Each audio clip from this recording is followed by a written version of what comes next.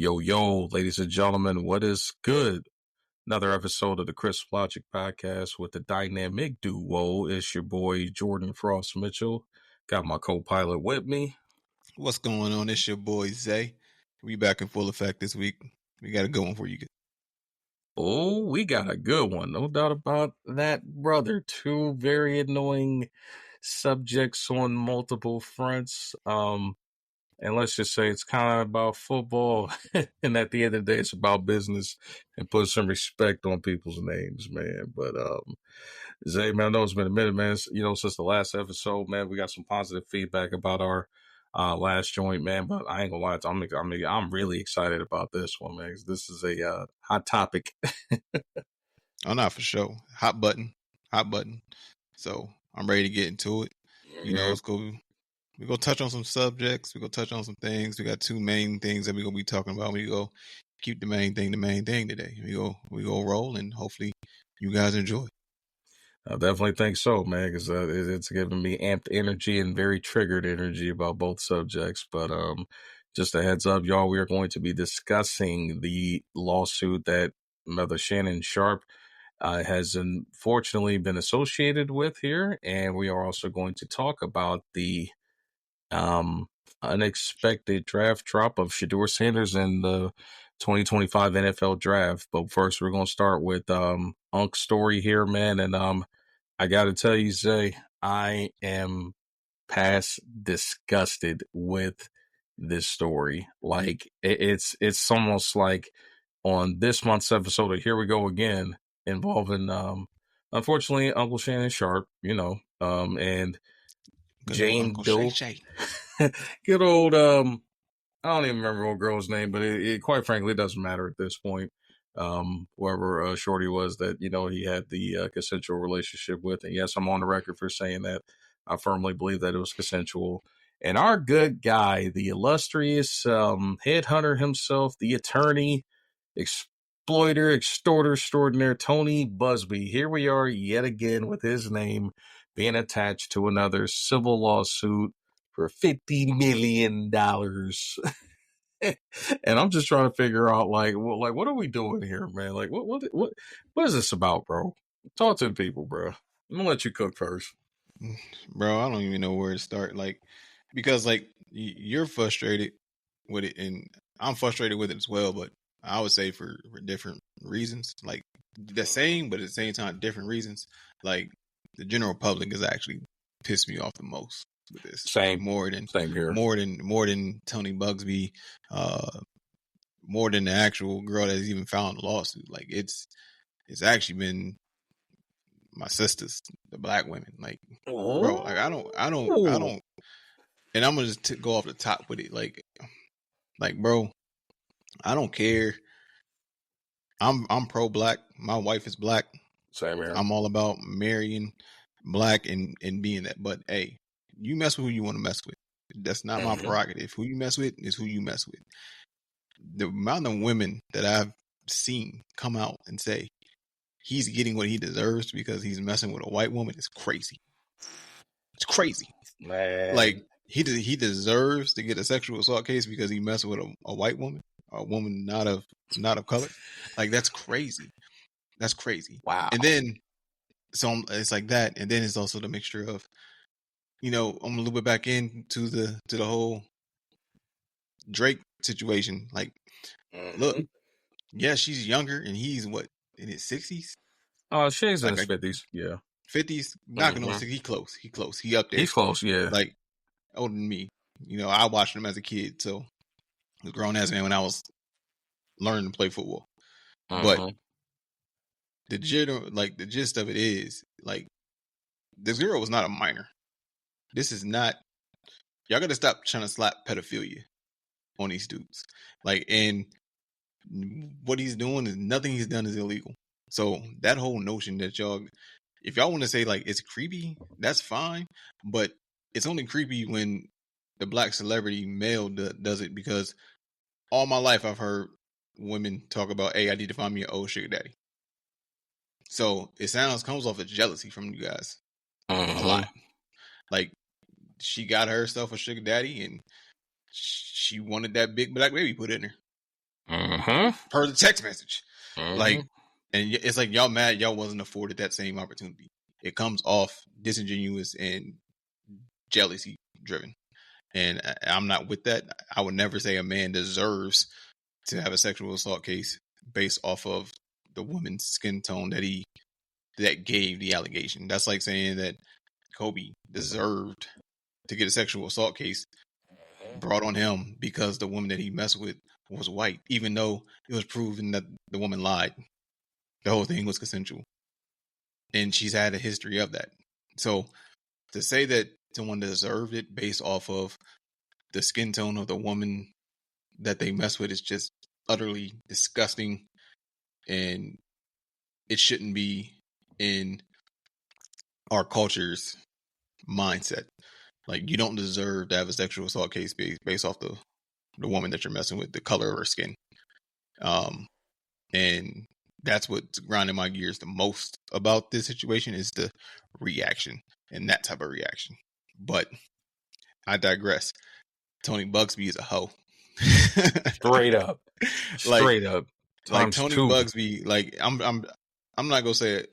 I want to say like I'm sure that he's also filed similar lawsuits with against famous white men. I just can't recall any. It seems like he targets the black male athlete or former black male athlete or entertainer for that matter. Brother, Like, I have searched and searched and searched, and I have not found one case at all that has been filed against a white, like, prolific athlete, entertainer, celebrity, or whatnot. It's just the Fantastic Four and the litany of like other ones that were like launched but withdrawn. But you're absolutely right. Nothing out there as far as white man goes. yeah, like, and that's disgusting, and that should be investigated to some degree. Like, why is it always the black entertainers? You can't be like, oh, because we put ourselves in that situation. Like, it's more than that. Like, even down to the Deshaun Watson thing. Like, no, he was the neighbor of the former Bob McNair. Before he passed. Before he passed, the former Texans owner. Now his son is the owner of the Texans, but he was his neighbor. Like, that's a complete conflict of interest in my opinion. Like, Major. to be the neighbor, and this only happens after he requests a trade, not before. And then on top of that, the Texans were also paying for the massages and paying for the hotel rooms. Like, but people don't want to talk about that. Nope. They just they want, it's the low hanging fruit logic, bro, that I've been talking about. It's too easy to grab for a false narrative that doesn't require a lot of research and to jump on the bandwagon and run away with it, bro. It's too easy to be like, oh, well, if 27 women launched a lawsuit against him, he's got to be guilty of something. Yeah, Meanwhile, or the fact that he settled with the majority of those accusers out of court, oh, that's an automatic admission of guilt. No, it is not. Like, people don't get how this legal process works, bro. If you are dealing with false allegations, and bottom line, you're talking 24 to 27, however many like women that sued Deshaun. I know we're getting on subject, but just to kind of make it all make sense here. It's on subject because we're talking about Tony Bugsby. Yeah, we're definitely talking about Tony Bugsby, right? So, for that many lawsuits, bro, like, you're talking like court cases and dates and trials for each and every one of those. And those court systems, they don't care about like when they schedule those dates. That's based on whatever the jurisdiction that the lawsuits are filed in. They're just going to simply go with whatever openings are available. Now, you can go through to defend your name and cost yourself unnecessary money, time lost, you know what I mean? And heaven forbid, like, this interferes with your primary profession in football. I mean, yes, you play in Sundays, but those days in between leading up to those games is all critical information, critical time for like for preparing for your opponents and stuff.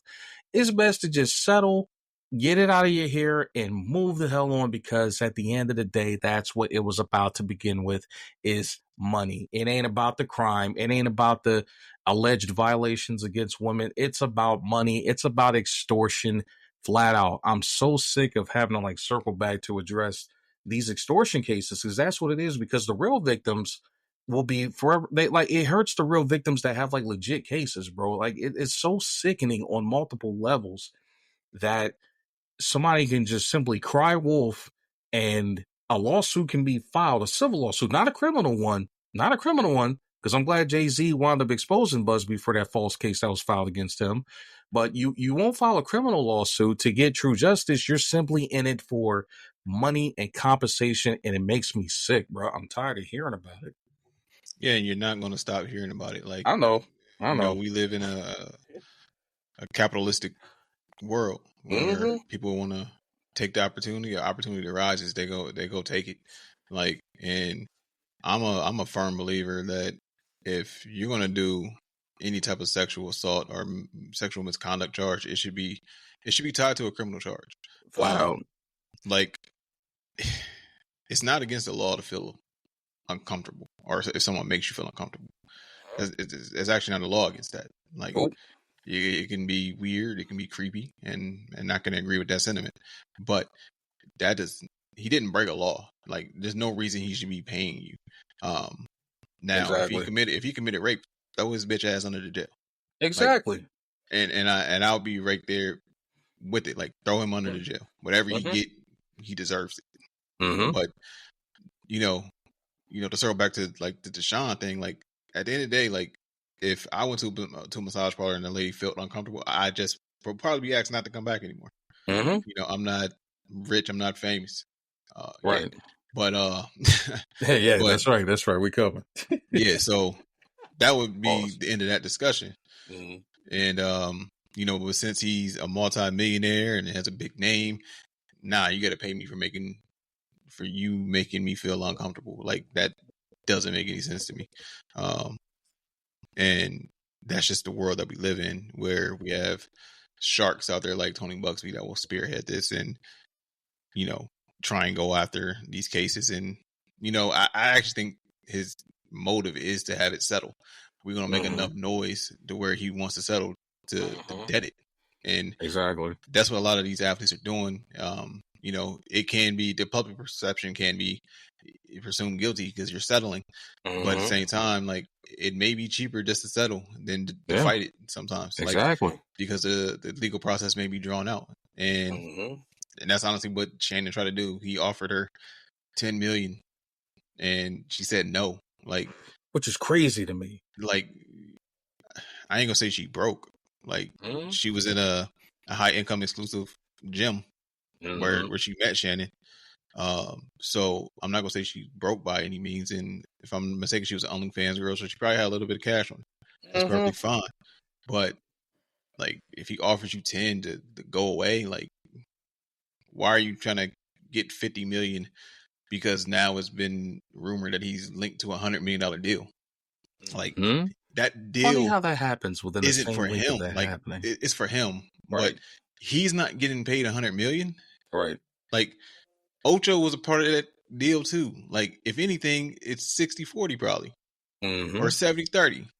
Like, so he's not getting that full 150, full 100 million. And on top of that, the taxes, he getting about 60% of whatever he's getting, because 40 of it going to taxes. So to ask for 50 is absolutely crazy. It's just a disgusting world that we live in, and yeah, that's just where we at. It's disgusting times, for real.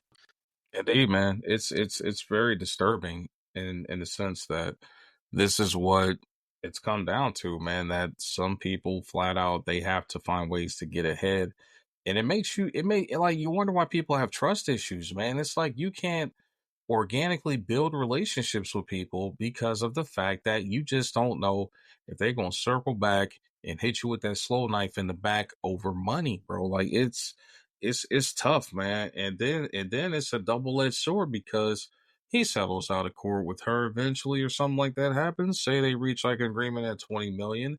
People are still going to be out there. Oh, well, he's guilty. Oh, he's a rapist. Da, da, da. And I'm like,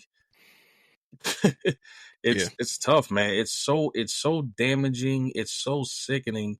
Like, she'll be able to go out there, like, count that cash and continue to go on about her life, because the big story will be like, oh, Shannon Sharpe's messing around with like younger women, which he can do. I mean, it's a free country. You can do whatever the heck you want, as far as like whoever you mess around with. You know what I mean? Yeah. Like, there's no set parameters on that, But it sucks, man. Like, it's and then the fact that it boiled over into like, the ESPN, him still like doing the First Take episodes, with that, him having to step away just to handle this stuff. And people even then like running away with the narrative talking about, oh, yeah, man, this guy mean he guilty. Oh, they fired him. Like, no, or maybe he just decided to do it because at the end of the day, that's not even a full-time job commitment that he does first take 2 days a week.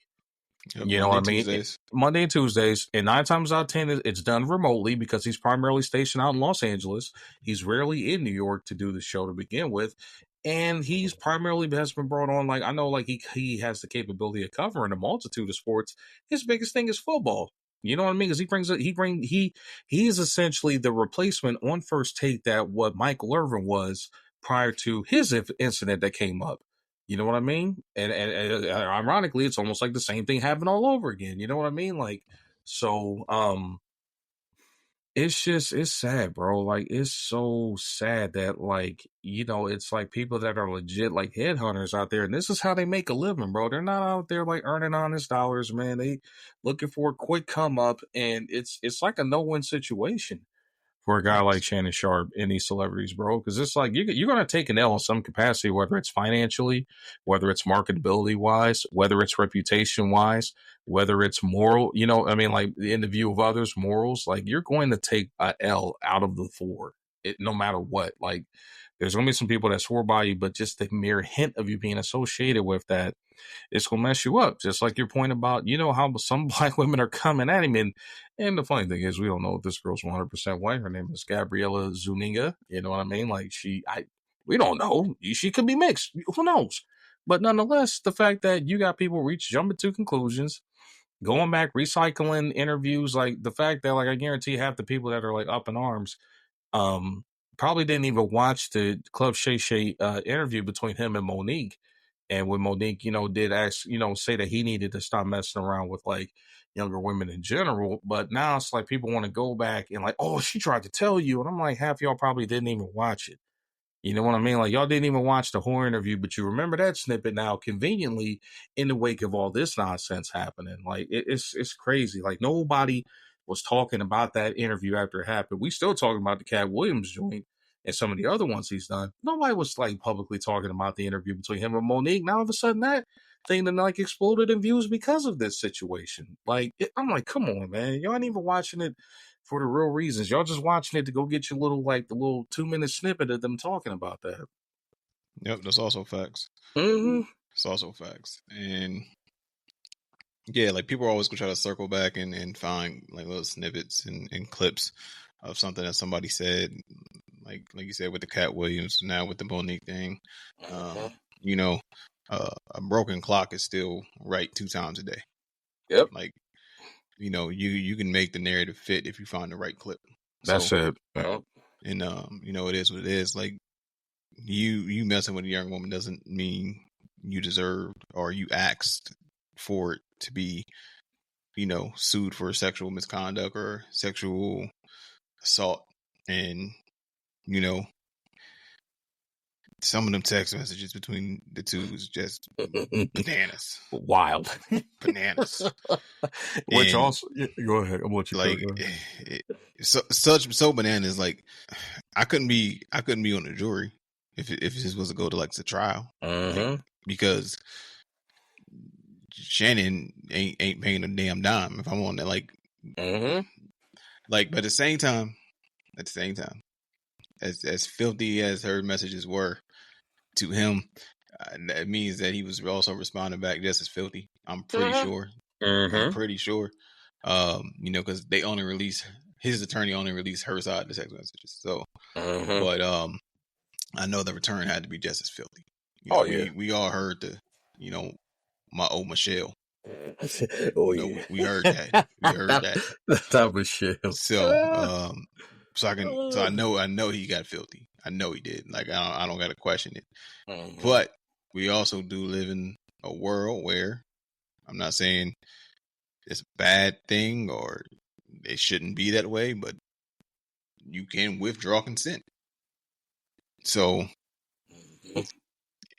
but if you're withdrawing consent, I don't know why you're going back, because this was a 2-year ordeal. It's not like it was a one-time thing and I was uncomfortable and I was done and now I'm suing. This was a 2-year relationship between you two. So if that's really what it was, why were you continuously going back? If that's truly what it was, and that's not in a victim shaming way, that's something I would never do. But if that's truly the case, I just don't understand why you would keep going back. But I'll give you the floor and get your thoughts on that. It's tough, bro. Because at the end of the day, man, like this ultimately, like it's cost him, like that, like you said, that $100 million deal and this whole ordeal. And sorry, the next little cough, I couldn't quite hit the brakes on, but it's ridiculous, bro. Because again, you look at the correspondences. I mean, both parties have released like text messages from each other, but anybody with like a mind that actually wants to like look at this thing honestly, you could tell it was consensual, bro. Like the nonsense, all that extra bulgadashery, whatever you want to call it, like just nonsense. The filth, flirting filth. Some of the stuff I don't even want to like even like regurgitate because that's not me as far as I operate. But to each his own. But at the end of the day, is this was clearly consensual, man. Like it reminds me of how the whole thing played out with Kobe back in the day, man. Like like I'm like, what are you doing hitting somebody's hotel room or whatever at 2 o'clock in the morning, man? That is what we call in modern times scary hours. I'm sorry, you're not reaching out to nobody at no 2 o'clock in the morning, man, to have fellowship or talk about good things. I mean, if you do, then Why hey, more can't power we? to Why you. can't we talk about the Lord's work at 2 a.m.? I'm not saying that you can't, but let's be honest here. You're not. You're operating at that time for a reason. Come on now. Come on, man. Most of those messages or correspondences are starting with, "Hey, big head, what you doing? Sleep or not?" You know what I mean? Like, Nah, come hey, on, big man. head. Like what you got, like all that nonsense, man. Like that's what you're doing at those hours, bro. Like, then you wait to call the police until like 16 hours after the fact the next day. Like cut the crap, man. Cut the crap. Yep. Like you probably had some dialogue between you two. You didn't hear what you wanted to hear. So again, emotions run like matter of fact, Shannon Sharpe said it himself. When emotions are high, logic is low. And this is a classic case of it when he probably denied like going the extra steps, because I'm probably sure old girl probably heard about like all these paternity suits and like, like how we talked about in the last episode with Anthony Edwards, you know, um, cashing out old girl for over a milli and to cover 8 years of child support. You know what I mean? Racks on racks. Like she's like, well, hey, maybe if I could get pregnant, I could give me a guarantee bag like that too and build off of that. And the fact that again, he would offered her $10 million and that wasn't good enough, that says all I need to know. You add on Tony Busby, he's a scumbag. You know what I mean? Like that's a clear headhunter when it comes to like easy like cases for settlement. It all adds Facts. up, man. It's just it's a shit show, bro. Like Facts. we got to call Facts. it for what it is. It's an absolute waste of time. Unk's got to take an L, and of course you're gonna have these permanent trolls out there that whenever his name pops up in clips and stuff, there's gonna be I'm just tired of like watching anything that's got him attached to it on IG and social media because there's these trolls that are just out there left and right looking for their little 2 seconds of fame with their hot clips and takes or whatever, bro. Like it's just sickening across the Oh, board. oh yeah, for sure. For sure.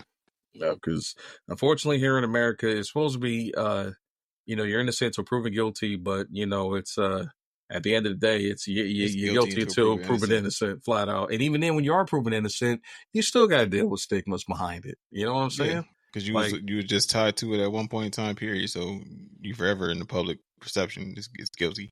mm-hmm, So, like, no doubt. I, Bill Cosby's still catching strays, and old girl lied. That's the reason he's out of prison. Boy, don't get me So, started. Don't get me started on Bill, bro. Like, we might, matter of fact, that might be one that we're going to have to rehash down the line, but yeah. it's just ridiculous, bro. just again like what like back again those girls back then, what were you doing me that would build the Playboy Mansion for? You couldn't be going there for Bible study. Like what we Yes, we were going there for fellowship and yeah, worship. man. Like to have a platonic conversation. Like knock it You ain't off. never had Bible study in the grotto. You try it. I promise you, it's going to be a great time. It's going to be terrific. Tremendous. Guarantee you get baptized. Oh, Jesus. I was wild right there, brother. The baptism. Oh, yeah, Holy water. Yeah, holy water. Or as what they say in the clubs, man, the secondary professor, oh, that dirty water. Mm-hmm. Dirty water. Dirty water. But anyway, Ridiculous. moving along, man. So we got, unfortunately, man, caught up. I got to get ready to bite the bullet, man. But is unfortunately not the only person that is taking financial L's, man. The young brother, the quarterback phenom, formerly of the Colorado Buffaloes, former final Heisman finalist, and who should have been a top 5, possibly a top 3 NFL draft pick in Deion Sanders' son, Shedeur Sanders. Bro, WTF. Bro fell down from not just the first round, not just the second round. The fact that bro didn't go until late on day 3, bruh. Like, what? Like, how? Make it make sense. The kid had the stats. He was clearly the second best quarterback in this draft. Like, I don't care what stats or tape or interviews you show me about Jackson Dart or Taylor, whatever his name is, out of Louisville. Dylan. No, bro. Shedeur should have been a top 5 pick. Period, bro. Like this situation's so like sad. It's. I wouldn't even say sad. I don't think sad is the right word for it. It's Talk to it's him. disgusting. It's frustrating, and it's single-handedly the greatest smear campaign ever deployed in NFL history. Flat out. It's disgusting. Race is always we brought into it, and people are like, well, what do you mean? Cam Ward he's black. That's fine, but his father is not Deion Sanders. He is not Coach Ryan. Because honestly, in my opinion, I don't know if you've ever watched Cam and Shedeur interact because they train together in the offseason. I've seen multiple videos. Yep. Cam was more cocky than Shedeur. He's more arrogant than Shedeur. Very much so.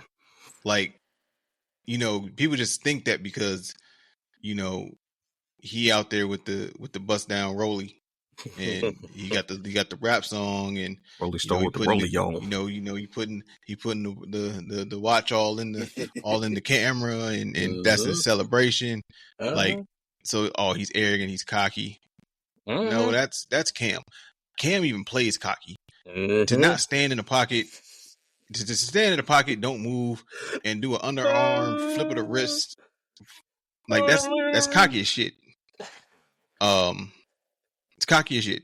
Like, I don't know how a defensive lineman didn't take that 15-yard penalty and just put him on his ass. It's okay when Patrick Mahomes does a sidearm throw, though. Hey, but he's doing it running for his life. It's different, man. It's different. He's not doing those side arms just to do it to embarrass you. He doesn't do that. Like, chill on Patty. Chill on Patty mayonnaise. I'm just saying, man. Patty mayonnaise. Patty ketchup. My bad. Patty ketchup. Nah, I think you had it right with mayonnaise, bro. That's so diabolical levels that you probably don't even. But nah, like, okay, if you no, I'll allow people to argue that they would take Jackson Dart over him. I don't agree with it. I don't agree with it. I will allow it only based off of he is more athletic than Shedeur. But to me, Jackson, his arm doesn't jump off the screen. Nope. I've never seen Jackson Dart roll to the left when he's right-handed, roll to that left with pressure coming, in the rain, night atmosphere, and throw a 55-yard dart for a game winner with no time on the clock. I've never seen Jackson do it. And, as a talent evaluator, they do realize that that Colorado team, granted, a lot of transfers, they were a 1-11 ball club the year before the Sanders got there. They do understand that, right? It's not like he played 4 years at Bama. Because honestly, if he played 4 years at Bama, he'd have been the first overall pick. So let's make that be known. Like he threw the ball at a very efficient clip, more efficient than anybody else in the country. 74%. 74%. But he didn't do it against elite competition, though. Like, yeah, it was elite competition because when you got an offensive line as shitty as he had, no running game. No, elite. He was running for his life. Exactly. Oh, he couldn't do nothing versus BYU. Did you watch the game? Clearly did not watch the game. I mean, he was getting sacked sometimes within 2 seconds. Well, within a second of receiving the snap. Like by the time he got the snap, D linemen were already through. Like it was like a game where you got somebody with platinum pocket disruptor, quick jump, and quick jump. They after it's crazy. Paint drink coming. Like so, like I can't even hold that BYU game against him because he was under duress the entire game, and no quarterback, even Tom Brady. That's every quarterback's kryptonite. If you get pressure, flat out, they look human. I don't care if it's Superman. You get pressure, they look human. Hey, like Coach Rick said it best in Necessary Roughness. And lineman, come on, you gotta give Blake at least 4 seconds to throw the goddamn football.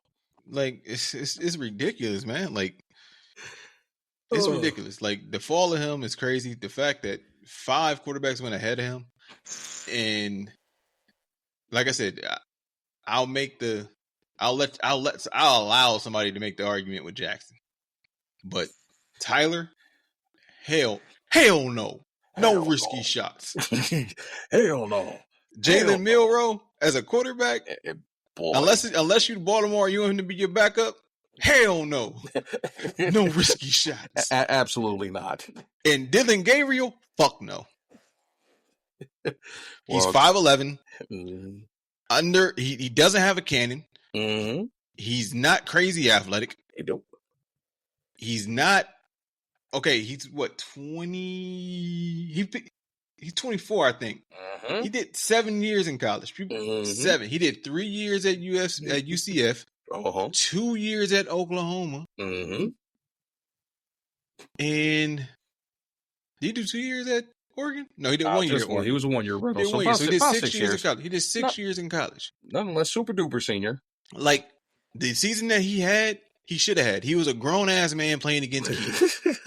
He should have had that year behind one of the best offensive lines. Actually, deemed the best offensive line in football. Arguably, well, I'm saying deemed because they won the award for the best O line in college football this past year. I did not know that. Thank you for providing that information. So they won that.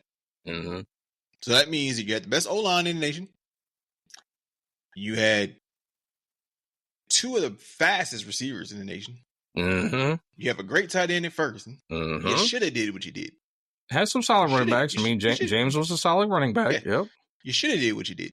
And so I'm not going to take that against you, but you being drafted 2 rounds ahead of Shedeur, stop the cat.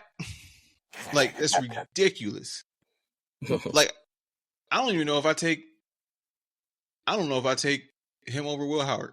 And you know how I feel about Will. No. I don't know if I take him over Will. Yeah. So it is what it is. Like, and for them to draft, and for Dillon Gabriel to also get drafted by the Browns, what the hell are the Browns doing? What are they doing? What are they thinking?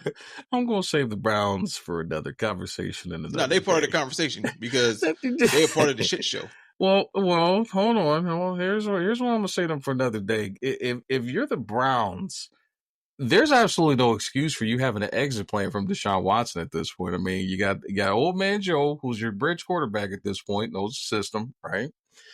Kenny Pickett's an outlier. If he pans out, great. If not, I mean, you only gave up a draft pick for him. He's expendable at this point. But hey, if he pans out, yeah, you look like geniuses, right? Like you said, I 100% agree with all the flaws that you pointed out about Dylan Gabriel. Not in my opinion, he was not even on my radar as a top 5 quarterback in this draft. Because he's And not. then he's definitely not even close. And then you got Shedeur, which he you'll get a kick out of this because we'll go with our inside jokes, but he could be the hero that got the needs, but he's not the one that it deserves at the end of the day because like I personally hate that he went there. With me being a Bengal fan, right? Mm-hmm. Because I want him to succeed. Yeah. And I despise the Cleveland Brown fan base after that disgusting display they had with Deshaun Watson. That too. I would refuse to play for the Cleveland Browns if I was an NFL player. For that fan base to cheer when he tore his ACL and chant "You deserve it" is fucking disgusting. And you don't deserve anybody to play for you. Anybody. That was the most disgusting display I've ever seen in any professional sport. I don't care if he's been underperforming. I don't care if he had the lawsuits that he had tied to his name. To say that he deserved it is fucking insane. And you should be ashamed of yourself. And that's coming from someone. I don't prey on anybody's downfall. And if you want him to be benched, that's fine. That's he warranted it. You warrant to be benched. He didn't. Yep. He wasn't performing. Great. Indeed. But to say he deserved an injury is crazy. So that's my disdain with that fan base. They're absolutely disgusting. And I even got friends that are Browns fans. I'm still disgusted with the fan base. It just is what it is. Same here.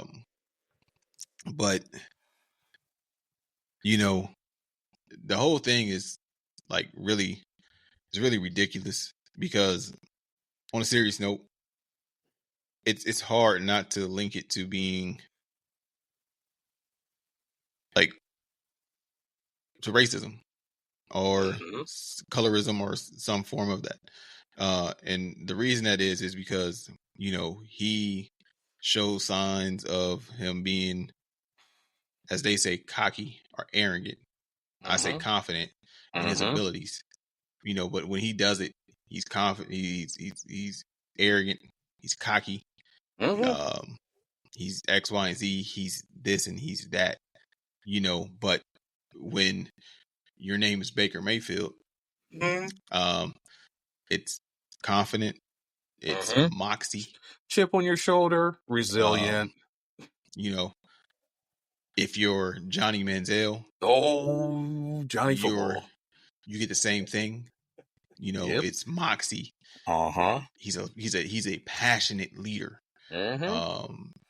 He gets those tags, and even Johnny had off the field issues with alcoholism, with him being an alcoholic, and I say that because he's even admitted to it. Down to the improper money of him. It's legal now with NIL, but back then it wasn't legal. So the improper benefits of signing his name. That's fine. He's still a first round pick. Why? What off the field issues has Shedeur ever had? The most he's ever done was refuse to shake Colorado State's head coach's hand and then hold his wrist in front of his face. But after, you can say that he disrespected his dad and his grandmother. So it just should be fuck you. Yep, and then probably condemn that one player for the cheap shot that he had on Travis Hunter. But that's another story for another day. Yeah, so that's the worst thing that he's done. Is to respond to being disrespected. Right. Yeah, it was done on the field. Exactly. So that's the worst that he's ever done. But he's cocky because he appears that he doesn't. He's above everything. I wouldn't say that because, truth be told, this story has already been written, and it's been written by a father who doesn't even have the cachet as Deion had, because you carry cachet when you are regarded as the best defensive back to ever put on a pair of cleats. Mm-hmm. But somehow, a middle of the road ass quarterback had enough cachet. Like, hey. Uh-huh. Not my son. Uh-huh. Not my son. You would not be referring to the first chapter of the Book of Manning, would you, by chance? Second chapter, but yes. Because Peyton was already there. So second chapter. Gotcha. Well, that's what I was talking about Archie being the first chapter, but I got you. Or third chapter, you want to look at it as Archie being the first. Mm-hmm. Eli there. Yep. He did the same tactics. My son, I refuse to let him play for the Chargers. Mm-hmm. That didn't cost Eli $40 million. Sure didn't. Why? Mm-hmm. Why? Like, he refused to do interviews with the Chargers. Mm-hmm. He didn't refuse to do interviews. He still did the interviews with everybody. Yep. Worked out for everybody. Shedeur did. So, because he felt like he put his work on film, that made him cocky and arrogant. Yep. But the GM that says this is what frustrates me. Why are y'all such hoes and never put a name on it? Exactly. You always want to do it anonymously. Mm-hmm. Like, if you go pop your shit, stand on it. Stand on the business. Stand on it. Stand 10 toes down. Because I'm stand on your business. Like, don't be a hoe about it. Put my name on it. I said it. Yeah, I said it. But they always want to do it anonymously, right? And it's just frustrating because we've seen this stories written very similarly in white cases, and now it's happening with Shedeur. Now it's happening with Shedeur, and it's he's cocky, he's this, he's that. His dad is too arrogant, and blah. No, this was to show you and be like, hey, we still run this. You not like us. Like, we run this, we sign the checks, and you will fall in line, boy. That's what this was. Yep. And that boy is meant in that way. You will fall in line, boy. Yep. That's all it can be at this point in time. Because the Browns need a quarterback, clearly, because they drafted Dylan Gabriel. So why would you turn around and draft him again in the 5th? Why? Yep. Why? Yep. So that's what this is. And then the last thing that I'm gonna touch on it with is the message that I've been hearing around with even some Black people in the community, in social media, a lot of people from the other races that's out there that's commented on this, that's blaming Shedeur and Deion of this. As a Black man, be proud of your Blackness. Our Blackness is a gift. Our Blackness is a treasure.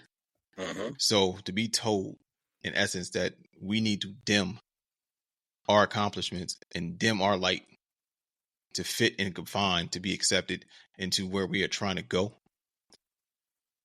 it has to be stopped. Like, it's fucking disgusting at this point. It's 2025. So for a white man to be able to do what he wants, be an alcoholic, and then be deemed not a model citizen, but it's moxie. He's a confident individual. But when we do it, we're cocky, we're arrogant, and we're assholes. That notion has to stop. We have to stop allowing people to dim our lights. We have to stop dimming our lights to confine and conform to what they want us to be. Shedeur has just been organically himself. He's grown up with a very confident father that has installed in them to be very confident. Even Shiloh is a very confident individual, even though he is not a great football player. He is still just a overly confident, not overly, he's just a confident person. Yeah. And you see it in the way that they walk, in the way that they talk, in the way that they carry themselves. Yep. And when they go into these rooms with I'm sorry, these white men, it frustrates them. And now they need to be humbled. No, we don't have to be humbled. Accept us as we are. And why would you want your quarterback to be a quiet, humble person? A quarterback has to be the most confident person on the field. Them outside of a defensive back, like it's them by themselves. Like they have to be able to throw an interception and still be confident enough in themselves to get back out there the next possession and throw another dart, put it behind you.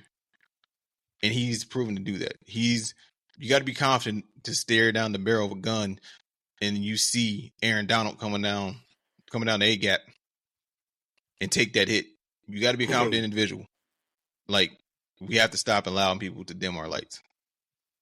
And I'll pass it to you. No doubt, man. No, you're absolutely right in that regard, man. It's definitely an uneven, it's definitely not an even playing field as far as that stuff goes. Because, like to your point, we saw this unfold, almost 20, actually exactly 20 years ago with the Mannings, and it was okay for them to pull that stunt, and there'd be no major repercussions behind it. Just kind of got swept under the rug. But for this to happen now, in 2020, it just shows how much like you don't want to like talk about it being about race, but it reeks of it. And the NFL is able to hide behind it because they still gave, guys like Cam Ward, Cam, like there was no disruption. There was no talks about him not going number one. You know what I mean? Like that was pretty much predetermined. We all knew that he was going to Tennessee no matter what. But it's to even more to put more emphasis on your point about it, I think in one of the, at least in my opinion, one of the best football movies ever, Any Given Sunday, Willie Beeman said it best. The whole premise about him was, the fact that he was, a hotshot quarterback, coming up and basically showing what the future of football looked like as far as like not getting away from those days of like those pocket passers that stood in the pocket, made decisions and all that for teams now to embrace like the quote unquote dual threat scrambler, mobile quarterback, whatever you want to call it. But Willie Beeman said it best when he was having that conversation with Tony D'Amato in that moment. He said, well, maybe it's not about racism. It's about placism. A brother's got to know his place in the pecking order. Yep. You know what I mean? So we have to play the game. And I ain't just talking about on the field. It's all this nonsense and this preparations, these interviews, these combines, these pro days, these Wonderlic tests, these background checks. We got to play the game and be humble and thankful. That's fine, but don't let it be okay for somebody else to get away with similar shenanigans and then penalize somebody else for it. When, like you said, like for what? Like Deion had the cachet, and I felt that he had every right to say that he didn't want his son to play for no bad team with bad coaches. Well, hello, all three of the teams that needed quarterbacks in this draft, the Browns, the Giants, maybe not the Steelers so much because they do have stable culture, but we know what it is with the Steelers as an organization. I mean, their culture surrounding the quarterback position since Ben Roethlisberger has retired has been shambles. But that's another conversation for another day. But I'll throw the Jets. Another quarterback with bad bad attitude. Exactly. Maybe they need the second coming of Mr. Worthlessberger. But another conversation for another day. We're not talking about his play, people. Oh, we're definitely not talking Ben's about play is phenomenal. But if you know, you know. Exactly. Hey, it's okay following Deshaun Watson, but go sweet birthday about Ben Roethlisberger under the rug. But hey, Ben's a hero. Deshaun's a scumbag. that's the general perception. Hero send off for Ben Roethlisberger, but Deshaun Watson's a scumbag. I'll let these people tell it. But bro, this is where it's a big picture for me because they want to talk about. They really want to try to castrate Deion about this. And while I will give a very, very minuscule percentage that his actions did contribute to this, but I'm not going to penalize him for it. And I'm not going to say that he was wrong for doing it. It's in regards to playing their game and to follow, falling in line, going through the process. Yes, if anything, he's guilty of not following that code or that creed.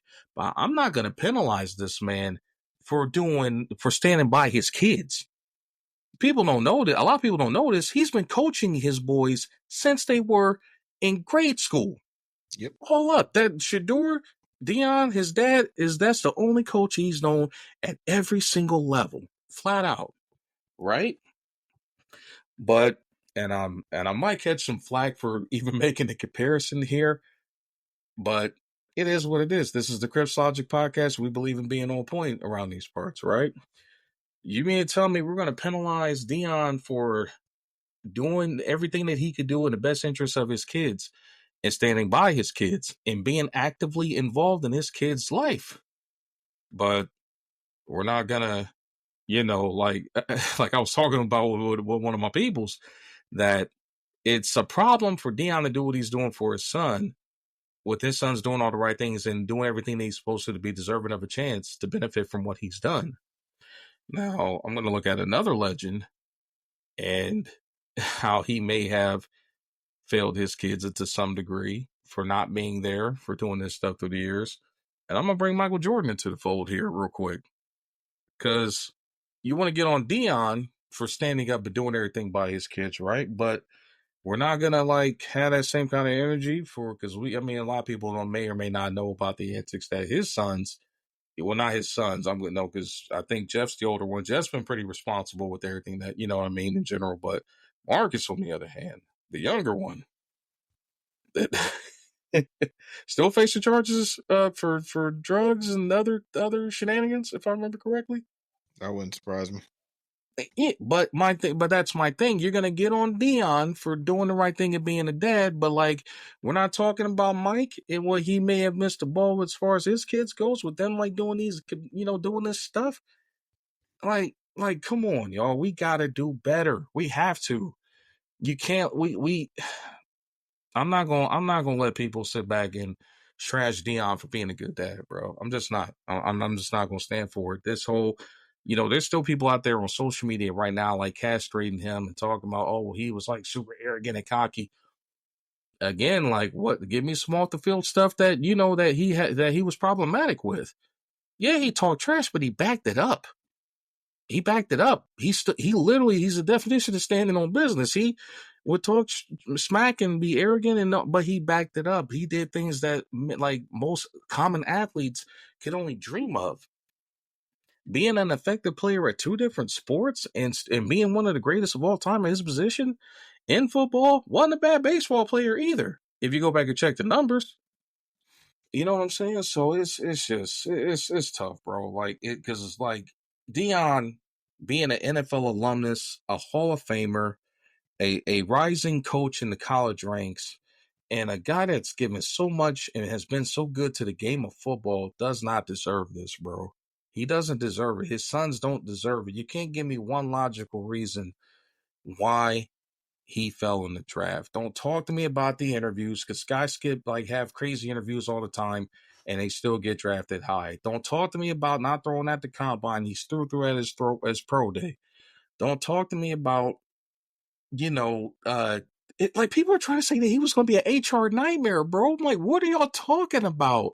What crimes, what violations did he commit, bro? Like, no, no, none of it. The HR nightmare, that's a trash narrative. He's a bad teammate, that's also an equally trash His teammates narrative. love him. Exactly. He didn't play against elite competition. Trash narrative. And don't talk to me about Jackson Dart, because everybody, well, he played in the SEC. Was the SEC really what it was this past year? Correct me if I'm wrong. A team that just came into the conference was the only one that advanced far, and all the traditional powers was out in the first round or sooner than that. But even like, if you use that, he played in the ACC. What did he do in the SEC? What did he win? What did he accomplish? What was SEC Ole Miss championship at? did he go to? Exactly. Where was Ole Miss at? They were a non-factor in the SEC. What award was Jackson Dart a finalist for? Exactly. Exactly. I don't remember seeing him in New York for the Heisman Trophy ceremony. I don't remember seeing that. Like, what are y'all talking about, man? Or that Taylor, whatever his name is. Like, no, I don't remember seeing none of them in that category. Like, Louisville was a non-factor in the ACC, brother. Like, what are we talking about, man? again, they talk about better competition. All these guys that went ahead of him played for teams that flat out were not in their But conference championship so games. are they trying to say that Louisville had better competition than the Big 12? Boy, they better not, because buddy, Clemson was down. Florida State down, absent. dumps, Absent. garbage, dumpster fire. Vatech hasn't been Vatech in about 10 years. Irrelevant. Yep. Duke is Duke. No, I'm saying that in a bad way. Like Duke has actually came a long way football wise. They So have, I'll give them that. but they're still not an elite But they're school when it Duke. comes to football. They're Yeah. Duke. Boston College is Boston College. Virginia is Virginia. Like no real contenders. Georgia Tech's in the middle of the road. Miami Georgia Tech is beyond. Georgia Tech is below the middle of the road too. Right. Like Miami's like the one true elite team in the fact that, bro, the SMU came in as a new addition to the conference. Not only made the ACC championship, but they made the playoffs. What are we talking about? Playing against like competition that's not elite. What are we talking about, bro? Like it's such a trash narrative, bro. Like it's like these narratives that people try to throw out there, they have no meaning. It reeks of people that flat out did not even attempt to do their homework assignments. It reeks of people that didn't watch any of these games. It reeks of people that didn't even watch him when he was at Jackson State down there in Mississippi playing at that point in time. Like they know nothing about this guy. They only know what they see on YouTube highlights and what these pundits say on social media and what they, and like you said earlier, these anonymous GMs are putting out there in the media. That's all they know, bro. Low hanging fruit logic, and it reeks of it. Yep. So it's disgusting. Yeah, but I'm pulling for the kid, man. I hope that he, does what he's supposed to do and rises above this nonsense, man. And I'm wishing him nothing but the best in Cleveland. Because again, I'm gonna say it again, he is the hero that Gotham needs, but not the one that it deserves. But I'm wishing him nothing but the best as far as his professional career goes. And the same for the other young men that, I know we kind of slammed a couple of these guys that we felt that did not deserve to go ahead. I wish them all nothing but success. But at the end of the day, you can't pay me to believe that a guy that was supposed to, like a few months ago, was projected as a top 5, possibly a top 3 pick in this draft, falls that far. Like, no, a guy that was a Heisman finalist right there with his teammate that went there at number 2 falls that far. Like, you can't pay me to believe that, bro. Like, flat out. Like, no, Nope. stop it. I'm with you. Stop it. Guys like, the Baker Mayfields of the world can con their way up the draft board and get drafted number 1, but Shedeur that good falls that far? Like, stop this nonsense, bro. Stop it. I'm with you, my brother. I am with you. But nonetheless, y'all, I know we've been sitting here, man, we won't turn off the gasoline off the hot seats here, man. But I hope y'all enjoyed us discussing this episode. Again, recapping, talking about the unfortunate lawsuit that Shannon Sharpe's been involved in and the ridiculous, unmerited, and disgraceful fall in the draft that Shedeur Sanders did not deserve. So, big facts. But this has been another classic episode of the Crisp Logic Podcast. It's your boys Frost and Zay. We are going to get out of here. We're going to holler at y'all on the next episode. Yes, sir. We out. All right. Y'all be easy.